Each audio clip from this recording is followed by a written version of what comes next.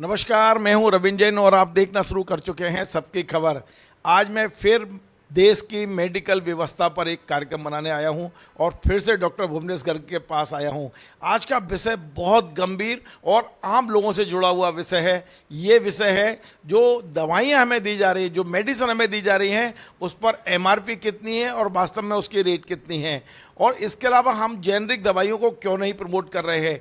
क्या कारण है कि देश भर के अस्पताल अपने यहाँ पर मेडिकल स्टोर खोल के रखते हैं और एमआरपी पर ही दवाई देते हैं, और मरीजों को इस बात के लिए विवश किया जाता है कि आप बाहर की दवाइयाँ मत लाइए, आपको हमारे खुद के हॉस्पिटल के मेडिकल स्टोर की दवाई लेनी पड़ेगी। आखिर सरकारें इन पर क्यों नहीं ठोस कदम उठाती हैं? इन तमाम सारे मुद्दों पर हम सब बात करेंगे डॉक्टर भुवनेश गर्ग जी के पास। डॉक्टर साहब, आपका बहुत बहुत स्वागत है। आपने पिछले दिनों ब्लड प्रेशर पे जो कार्यक्रम दिया था उसको कम से कम अभी तक 20 लाख से ज़्यादा लोगों ने देखा, मैं आपको बधाई देता हूं। और आज का जो विषय है वो सीधा सीधा आम आदमी से जुड़ा हुआ है। आम आदमी यदि बीमार पड़ता है डॉक्टर साहब, तो वो चाहे कर्जा ले, अपनी ज़मीन बेचे, गहने बेचे, कुछ भी बेचे, वो इलाज ज़रूर कराता है। और उसकी इस मानसिकता का फ़ायदा आज भी हॉस्पिटल्स उठा रहे हैं, दवा माफिया उठा रहे हैं, फार्मेसी उठा रहे हैं। तो मैं सबसे पहला मेरा सवाल ये है कि ये कंपलसरी क्यों किया जा रहा है कि अस्पताल के अंदर ही मेडिकल होगा और उस मेडिकल की दवाई ही उस मरीजों को दी जाएगी। इस चीज़ को डॉक्टरों ने क्यों अनिवार्य किया है? इस पर सरकार का नियंत्रण क्यों नहीं है? नहीं, देखिए रविंद्र जी, बड़ा गंभीर प्रश्न है और हम तो लगातार पिछले 20 साल से इस विषय के ऊपर सघन जागरूकता फैलाने का काम कर रहे हैं। पर दुर्भाग्य ये है कि जो अकेली तूती नक्कार खाने में गूंजे तो उसका कोई असर नहीं होता, वो स्थिति है। आज आपने इस बात को उठाया है तो मैं फिर से इस बात के जरिए आम आदमी को ये बताना चाहता हूँ कि अगर ऐसी कोई व्यवस्था कायम होती चली गई है तो इसके पीछे जिम्मेदार कौन है। आपने क्यों अस्पतालों में मेडिकल स्टोर होने दिए? सबसे पहली बात, होने दिए अगर सहूलियत के लिए, तो आपने वहाँ पर क्वालिटी और क्वांटिटी कंट्रोल क्यों नहीं किया है? देखिए, दो व्यवस्थाएं पूरी तरह से कायम है आज हमारे सिस्टम में। एक डिस्पेंसिंग व्यवस्था, चाहे वो सरकारी अस्पताल की हो चाहे प्राइवेट अस्पताल की हो। जब ये डिस्पेंसिंग व्यवस्था सामने आ जाती है तो इन सब जगहों पर दवा कंपनियों के जो एमआर हैं, या उनको मैं दलाल कहूँ सीधा सीधा, तो वो वहाँ पहुँच के अपनी दलाली सेट करते हैं कि सर हम आपके अस्पताल में 100 इंजेक्शन देंगे तो हम 100 इंजेक्शन फ्री दे देंगे आपको। हम 100 इंजेक्शन देंगे तो इसमें हम आपको, अगर 500 रुपये का एंटीबायोटिक है तो हम 50 रुपये में दे देंगे, आपको जितने में बेचना हो बेचिए, एमआरपी 500 रुपये इसका। तो इस तरह से लगातार ही व्यवस्थाएं बिगड़ती गई तो एक चौतरफा अस्पतालों में कमाई का एक साधन बन गई मेडिकल दुकान। अब उस मेडिकल दुकान में इतनी गिरावट आ गई है कि एक शहर में एक चलते हुए मेडिकल स्टोर पे जो प्रोडक्ट मिलेगा दवा कंपनी का, वो उस पूरे शहर में दूसरी कहीं जगह नहीं मिलेगा। दवा कंपनी आज एक ही प्रोडक्ट के 2500 डिफरेंट ब्रांड बना रही है। वो आपके यहाँ देगी अगर एक पर्टिकुलर नाम की दवा, तो वो अस्पताल में और कहीं नहीं मिलेगी, अब आपको वहीं से लेना है। अच्छा, जो कॉमनली मिलती हैं तो आप देखोगे कि वो अस्पताल उस दवा पे अपना सील ठप्पा लगा देते हैं। अगर वो सील ठप्पा लगी दवा नहीं है तो अस्पताल वाला यूज नहीं करेगा, वो कहेगा कि आप हमारे यहाँ से ही खरीद के लाइए। तो एक व्यवस्था ऐसी बनी हुई है। अगर हम सरकारी डिस्पेंसिंग की बात करें तो सरकारी डिस्पेंसिंग में ऊपर नेता से लेके स्टोर कीपर तक पूरा चैनल बना हुआ है सिस्टम का। वो सिस्टम क्या काम करता है कि वो अपनी दवाइयाँ खरीदवा के रखवा देता है, फिर भले ही उसमें कचरा हो, इंजेक्शन में पानी हो, उससे किसी को कोई मतलब नहीं है। तो ये व्यवस्था बहुत विकृत रूप ले चुकी है। इस व्यवस्था को सुधार पाना मैं नहीं समझता कि किसी भी स्तर पर संभव होगा, क्योंकि ये सांठगांठ ऊपर तक गई हुई है। ये सांठगांठ राज्य सरकारों से केंद्र सरकारों तक पहुंची हुई है, क्योंकि अगर ऐसा नहीं होता तो कोविड में रेमडेसिविर बिक ही नहीं सकती थी ओटीसी में।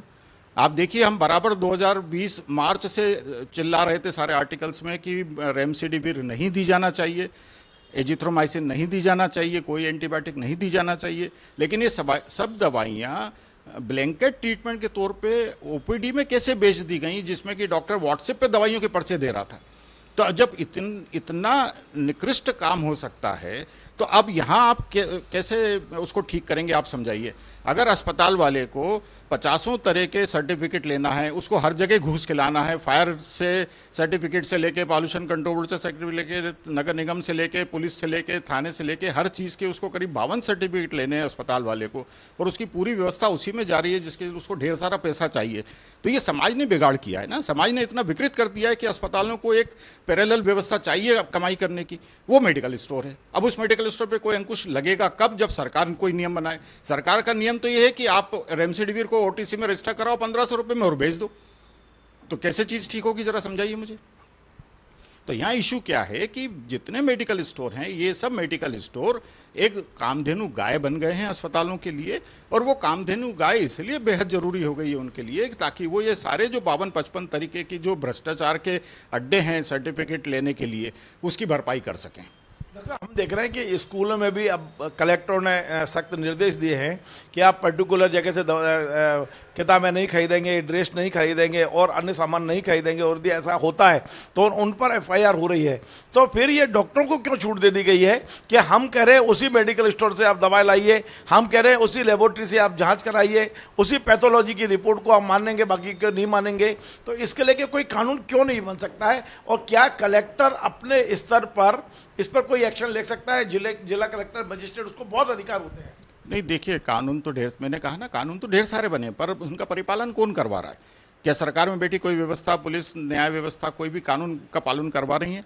आज बहुत सीधी सी व्यवस्था है कि एक फार्मासिस्ट ही एक मेडिकल स्टोर चला सकता है, या एक डॉक्टर ही एक मेडिकल स्टोर चला सकता है। लेकिन हम फार्मासिस्ट का देखते हैं कि उसका सर्टिफिकेट 25 जगहों पर टंगा होता है। हम मेडिकल स्टोरों पे देखते हैं कि 5वीं, 7वीं, 8वीं वाले बच्चे बैठ के वहाँ पर काम कर रहे होते हैं, जिनके पास कोई योग्यता नहीं है, जिनको पढ़ना भी नहीं आता। हम तो यहाँ तक के जोक्स चलते हैं डॉक्टरों की भाषा पे कि वो डॉक्टर की लिखी हुई लैंग्वेज को वो 5वीं 6वीं का बच्चा पढ़ लेता, लेकिन एक अच्छा खासा शिक्षाविद नहीं पढ़ सकता। तो यहाँ इशू क्या है कि भारत सरकार में एक ऐसी विकृत व्यवस्था स्थापित हो गई है उपचार को लेकर, चाहे वो ट्रीटमेंट का पार्ट हो। आप गली गली मोहल्लों में कुकुर मुत्तों की तरह से झोला छाप डॉक्टरों के क्लिनिक, अस्पताल खोले हुए देखेंगे, उनके ऊपर कोई रोक नहीं है, क्योंकि उन जगहों से हफ्ता जाता है सबको, चाहे वो सरकार में बैठा आदमी हो, चाहे पुलिस में बैठा आदमी हो। यहाँ दूसरी स्थिति ये है कि इसी तरह से मेडिकल स्टोरों का हाल है, इसी तरह से दवा कंपनियों का हाल है। नहीं तो आप मुझे ये बताइए कि मेरे देश से बनने वाली सैकड़ों तरह की दवाइयाँ अमेरिका और यूरोप में सप्लाई होती हैं। हम लगातार देखते हैं कि यूएस एफडीए की टीम आती है। आज सिप्ला पे उन्होंने छापा मारा, आज उन्होंने अजंता फार्मा पे छापा मारा, उनको 4 एडवाइजरी जारी की, उनके शेयर मार्केट एक झटके से चौपट हो जाते हैं। तो जब वो इतना सख्ती रखते हैं अपने यहाँ पर कि नकली दवा, फर्जी दवा, नॉन कंप्लायंस वाली दवा, जिसको हम कहें कि दोयम दवा, जिसमें दवा भी ना हो, इंजेक्शन है तो पानी हो उसके अंदर, या जिसमें एंटीबायोटिक में प्रॉपर कंपोनेंट नहीं हो। देखिए, अगर मैंने 500 मिलीग्राम दवा किसी को देना है और उसमें 100 मिलीग्राम दवा है, तो मरीज को असर तो नहीं आएगा। अगर उसके अंदर दवा है ही नहीं तो असर और भी नहीं आएगा। अगर उसमें सिर्फ पानी है तो नुकसान नहीं होगा, लेकिन अगर उसमें कुछ और भरा हुआ होगा तो कितना नुकसान होगा मरीज को। हम कितना देखते हैं कि एक तरह की ये जो खराब दवाइयां हैं, लगातार अभी दिल्ली में अरबों खरबों रुपए का जखीरा पकड़ाया गया नकली दवाइयों का। ये कैसे संभव है जब तक कि व्यवस्था कायम ना हो? डॉक्टर साहब, एक बहुत महत्वपूर्ण सवाल पूछने जा रहा हूँ। ये एमआरपी का क्या खेल है? हम ये लगातार सुनते हैं कि 200 रुपये का इंजेक्शन 1000 रुपये का बिक रहा है, और इसके पीछे एक बहुत बड़ी लॉबी काम कर रही है। जरा एमआरपी का खेल भी मेरे दर्शकों को आप समझाएंगे? बिल्कुल, मैं आपको आपके ही एक इंटरव्यू में पीछे लेके चलता हूं। हमने पिछले एक इंटरव्यू में दवाइयों के रेट और एमआरपी को लेकर बात की थी कि 1.5 2 लाख रुपए की एंटीबायोटिक मरीजों को ठोकी जा रही हैं। आप याद कीजिए उसके ऊपर मेरे कुछ बड़े सीनियर डॉक्टरों ने, मित्रों ने, जिनको मैं बड़ा भाई भी कहता हूं, मैं नाम नहीं लूंगा उनका, पर आज का इंटरव्यू सुन के आप समझ लेंगे कि मैं जवाब आपको दे रहा हूं बड़े भैया। तो वो हमको लगातार असभ्य भाषा में और एक तरह से निकृष्ट तरीके से कि तुम ऐसा कैसे बोल सकते हो। तो मैं आज उनको बता रहा हूं कि एक मरीज जो अभी मेरे पास आया था, उस मरीज में उस अस्पताल ने पस कल्चर रिपोर्ट तक नकली बना ली थी। हमारे पास उस मरीज की 3 पस कल्चर रिपोर्ट थी, एक जो एम्स में हुई थी, एक जो हमने करवाई थी, और एक जो उस अस्पताल में हुई थी। एम्स की रिपोर्ट और हमारी रिपोर्ट एक जैसी है, एक ही बैक्टीरिया है उसके अंदर, लेकिन जो अस्पताल ने जो रिपोर्ट कराई उसमें बैक्टीरिया तीसरा ही है। ये कैसे संभव है? बैक्टीरिया कैसे बदल जाएगा? तो और उसके हिसाब से उन्होंने एंटीबायोटिक की लंबी लिस्ट तैयार कर ली कि जो उस पस कल्चर में जस्टिफाई हो रही थी। अब उसमें उन्होंने को सपोर्ट करने के लिए एंटीबायोटिक तो सब फर्जी लगा ही रहे थे उसके अंदर, जो करीब 30-40 हजार के हो रहे थे। एक इंजेक्शन ग्लूटाथायोन और लगा रहे थे, ग्लूटाथायोन दिन में 3 बार। वो ग्लूटाथायोन इंजेक्शन 50,000 रुपए, एक इंजेक्शन 50,000 रुपए, 3 इंजेक्शन मतलब 1.5 लाख रुपए। बड़े भैया, ये 1.5 से 2 लाख रुपए की एंटीबायोटिक चल रही थी, ये आपको जवाब दे रहा हूं, अगर आप सुन रहे हो तो कैसे जस्टिफाई करेंगे? और 15 दिन से भर्ती था वो मरीज। आप सोचो 15 दिन में उसका क्या सत्यानाश हुआ। 20-25 लाख से उतार दिया और उसका कोई उपयोग नहीं था। ग्लूटाथायोन इंजेक्शन अगर एक से दूसरा दे दिया जाए तो डायबिटिक फुट काला पड़ जाएगा, सड़ जाएगा, ये उसके साइड इफेक्ट में लिखा हुआ है। और हमें जब मिला तो पूरा पैर काला पड़ा हुआ था। ये डॉक्टर हैं ये मतलब क्या इसको क्या कहेंगे? ये मैं इस पे कोई कमेंट नहीं करूंगा।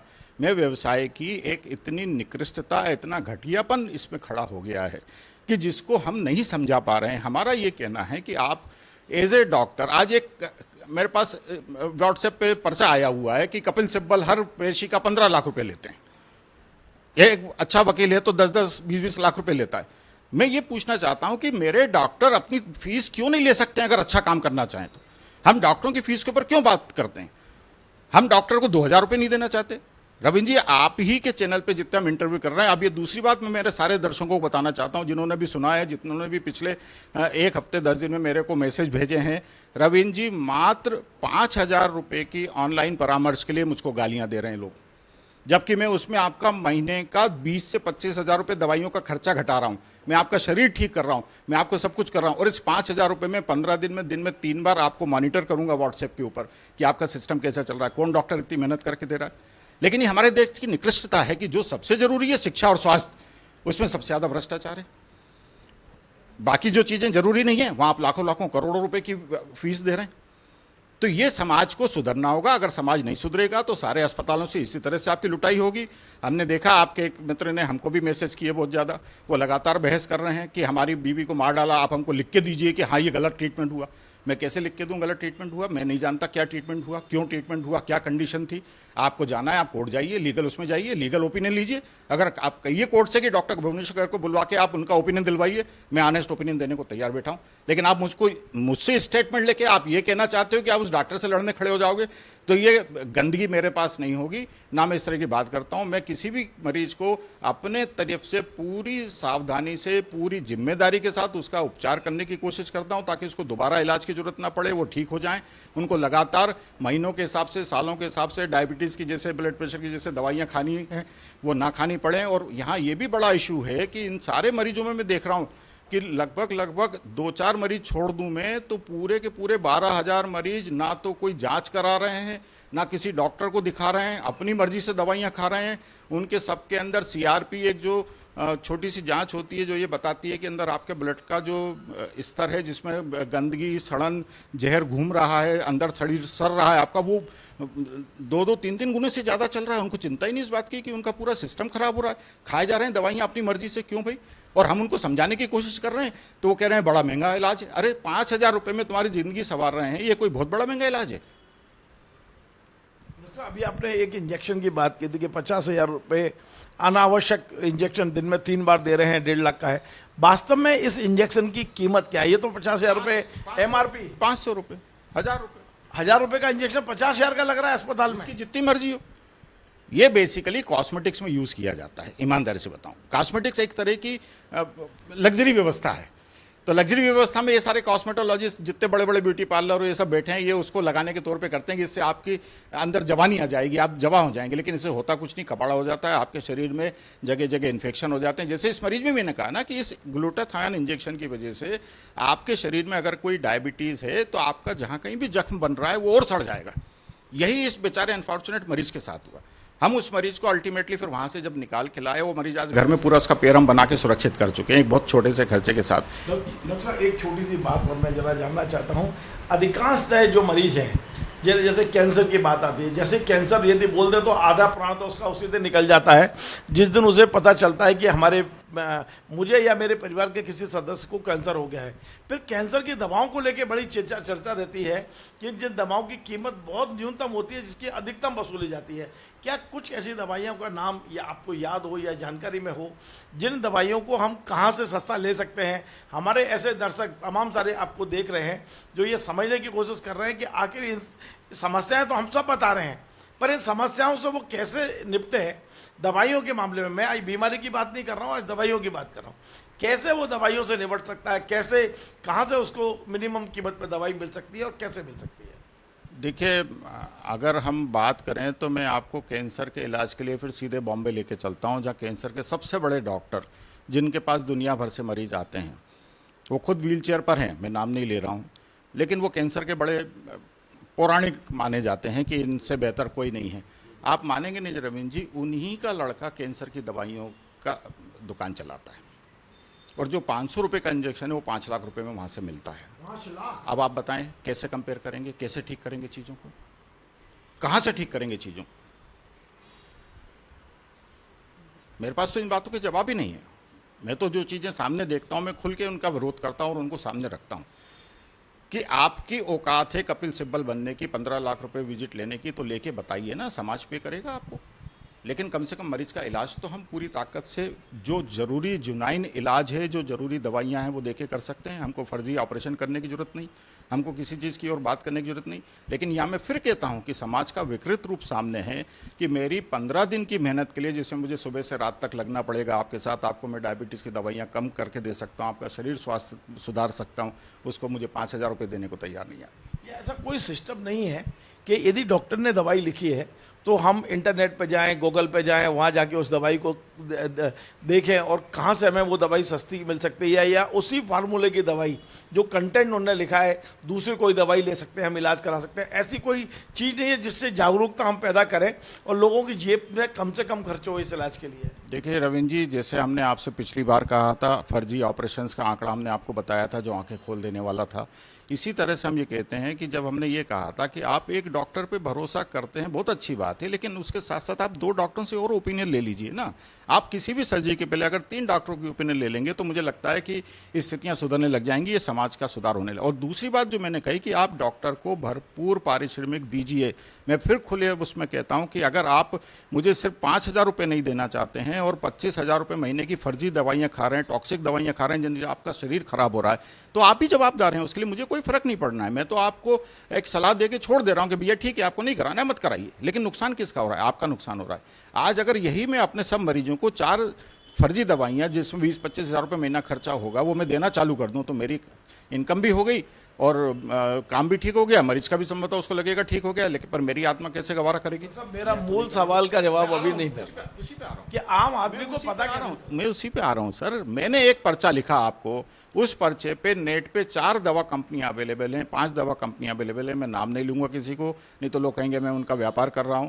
आपके पास अवेलेबल हैं, आप उनके ऐप पर जाइए, आप अपना पर्चा अपलोड कर दीजिए, वो आपको उन दवाइयों के सब्सटीट्यूट बता देंगे, आपको उन दवाइयों के वो जुनाइन सब्सटीट्यूट भी बता देंगे कि जो अच्छी कंपनियों के हैं, जो विदेश जाते हैं जिनके समय, और वो साथ में आपको कॉस्ट भी बता देंगे कि ये दवाई अगर 500 रुपये की है तो ये दवाई 100 रुपये की है। कौन सा ऐप है जो आप बता पाएंगे? हैं 4-5 है, मैं किसी का नाम नहीं लूंगा, आप नेट पे ढूंढ लीजिए, दवा सप्लाई करने वाले 4-5 नेट हैं, मैं खुद मेरी जरूरत की दवाइयाँ उन नेट से मंगाता हूँ।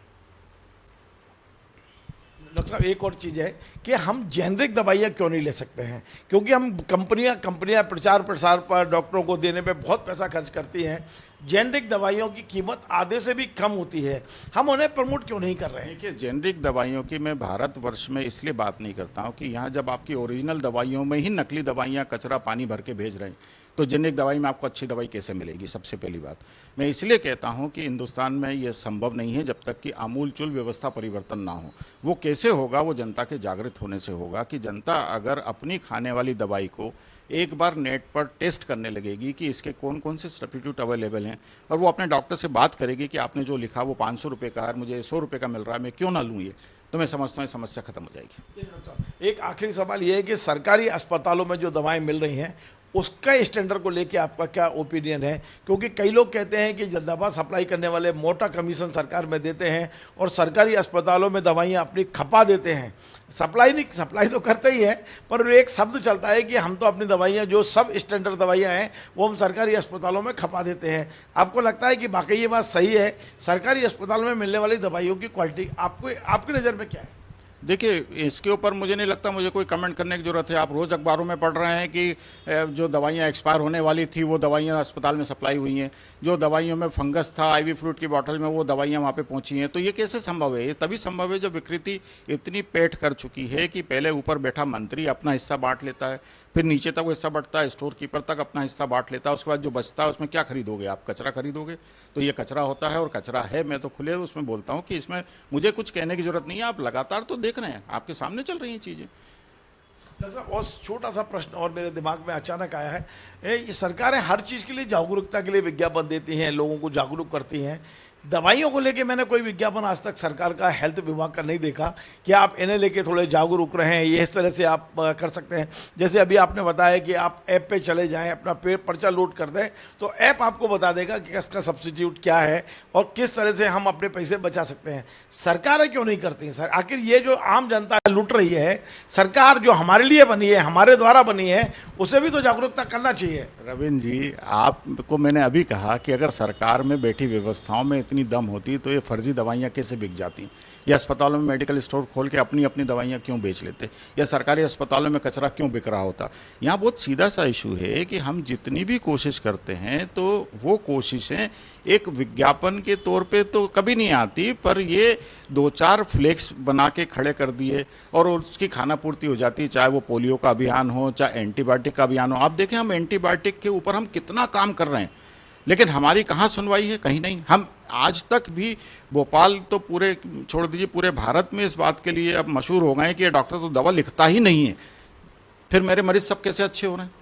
एक तो मैं फर्जी दवाइयों से उनको बचा रहा हूं जिससे नुकसान कम हो रहा है, दूसरे वो दवाइयों की वाकई में जरूरत नहीं है। क्योंकि जब फर्जी पस कल्चर पे आप एंटीबायोटिक दे रहे हो, या आपके पास जो एंटीबायोटिक आप दे रहे हो वो उसके ऊपर कारगर ही नहीं है, तो उसको नुकसान ही होना है, फायदा तो होना नहीं है।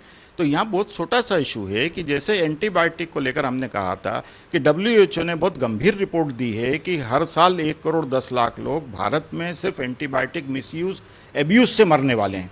और ये आंकड़ा सामने है, हम लगातार देख रहे हैं कि हमारे पास जितनी भी पेशेंट के वो डाटा आते हैं उनको हम देखते हैं कि तो हम ये कहते हैं कि भैया 2-3 दिन में तो ये पेशेंट मर जाएंगे, क्योंकि इनकी तो रिपोर्ट ही सारी गड़बड़ है और सारे एंटीबायोटिक इसमें गलत चल रहे हैं।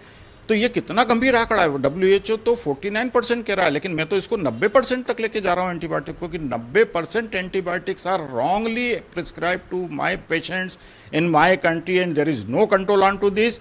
एंटीबायोटिक को लेकर बहुत बड़े सरकार के प्रोग्राम चल रहे हैं। हम लगातार देखते हैं कि जन्नुमा जैसे होटलों में एक डॉक्टरों की मीटिंग कर दी जाती है, खाना खिला दिया जाता है, 4 फ्लेक्स लगा दिए जाते हैं और जय जय राम हो जाती है और मरीज की जय जय राम हो जाती है। बहुत बहुत धन्यवाद। तो आपने डॉक्टर भुवनेश्वर जी आज गर्ग साहब ने दवाओं को लेकर कई खुलासे किए हैं, बड़े बड़े खुलासे किए हैं। डॉक्टर साहब का कहना है कि मेडिकल स्टोर जो हॉस्पिटल में रहता है उसे व्यवस्था नहीं किया जा सकता, लेकिन आज उन्होंने मरीजों को राहत देने वाली बात ये भी कही है कि यदि कोई डॉक्टर आपको पर्चा लिख रहा है दवाइयों का, तो आप कई तरह के ऐप हैं वहाँ अपना डाउनलोड करिए और देखिए कि क्या सब्स्टिट्यूट हो सकते हैं उन दवाइयों के, और हम कैसे अपनी जो लूट है उससे कैसे हम बच सकते हैं। लेकिन इतना तय है कि भारत सरकार भी इस तरह की लूट से जनता को बचाने के कोई कारगर कदम नहीं उठा रही है। जिस तरह दवाइयों के नाम से इस समय भारत देश में लूट मची हुई है, आखिर ये कब तक होगी? आखिर लोगों को राहत कब तक मिलेगी? हम और आप सब जानते हैं कि इलाज, यदि कोई व्यक्ति बीमार पड़ता है तो परिवार के लोग अपना सब कुछ दांव पे लगाते हैं उसे बचाने के लिए, लेकिन सरकारें जिस तरह की एक चुप्पी साधे हुए हैं, लंबी नींद में हैं, उन्हें भी जागना चाहिए और लोगों की मदद के लिए आगे आना चाहिए। आपको हमारा ये कार्यक्रम पसंद आए, आप इसे शेयर करें, लाइक करें, कमेंट करें और आपसे बार बार निवेदन है हमारे इस चैनल को सब्सक्राइब अवश्य करें। धन्यवाद।